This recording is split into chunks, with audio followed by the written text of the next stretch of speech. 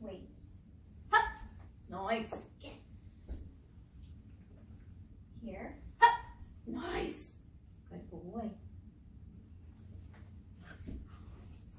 One more time. Ready? Hup. Nice. Good boy. Would you like to teach your dog how to jump into your arms?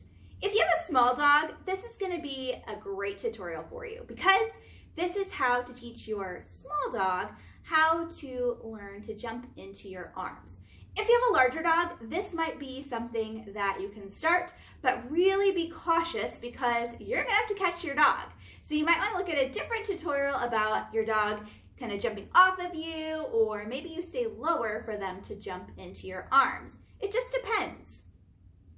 So the very first step is having a dog that is sound in body, meaning that your vet would approve your dog jumping in an agility course or jumping on and off things in other sports, because we want to make sure that the dog is mature and that they are done growing. We don't want to encourage puppies to do this specific trick because they're not fully developed, and so this can cause problems down the road. You also need to be in an environment that has soft footing. So you don't want to do this on the concrete just in case your dog falls, and we don't want to encourage them to jump on a hard surface like that because it's not good for their joints. So let me show you step by step how to teach your dog to jump into your arms. What you're going to need are some really delicious treats or a toy to get them started. You can start this on a stool or something other than your body if your dog's worried. For those of you who do not want your dog to be jumping on your body other times, it might be something to think about only doing this on cue, not allowing your dog to jump on you other times. Norby loves to jump, so this is a natural trick for him. So pick a side of your body. I picked my left because that's where he normally walks. And all I did, hold on, is I had him put his feet up on my leg. Good boy. And this means we have to be structurally sound too, not just the dog. Good boy. Okay. And I'm not going to put any word onto this. I'm just luring him with a treat. Yes, good boy. And telling him when he did the right thing. Good job. Good. Okay. So we're just getting the dog comfortable putting their feet up here. I know. And I'm showing him the right way to go. I don't want him to come at it another angle. I want him to be able to jump across my body so I can catch him. Good boy, ready? There. Nice, and you can see he's already giving us some extra oomph to get onto my leg. I know. Once your dog is comfortable putting their front feet on your leg, you can progress. So I'm gonna make sure he's on this side, good boy. And I can just lure him up again, good. And then I really want him to kind of jump towards me. Yes. And I want him to land here, but I need to make sure I can catch him. So I need to be able to swoop in and grab him here. If my dog was worried about being grabbed there, I might start with them on the ground and then catch him. Good boy, catch him. Yeah, good job. So, yes.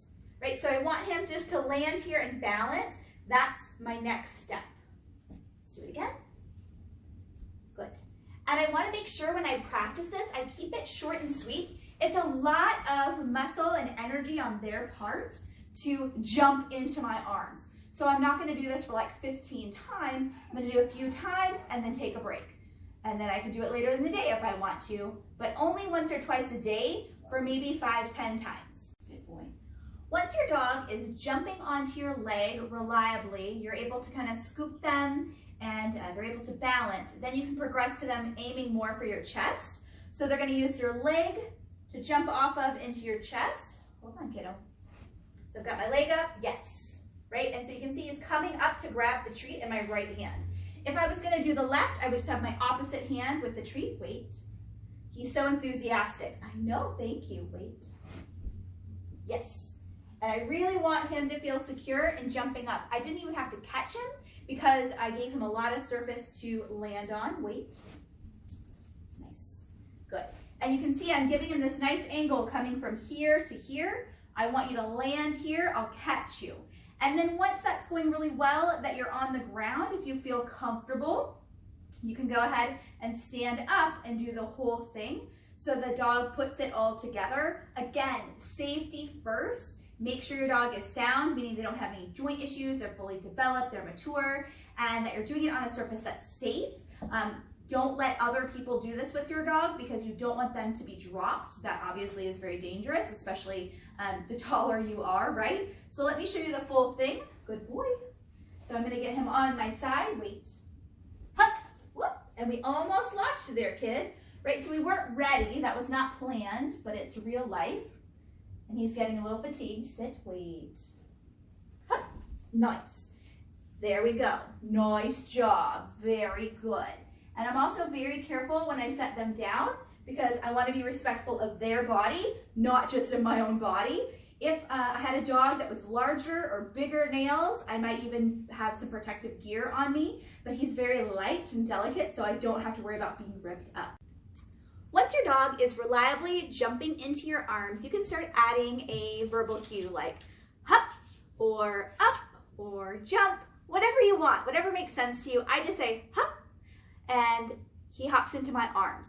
I have to be ready to catch him and I am part of that team, so I need to do my part in making sure he keeps physically fit, meaning he does other jumping things and running things, so it's not just jumping into my arms that he works on, but I keep him physically fit otherwise, since it's a very athletic thing to do to jump into a person's arms.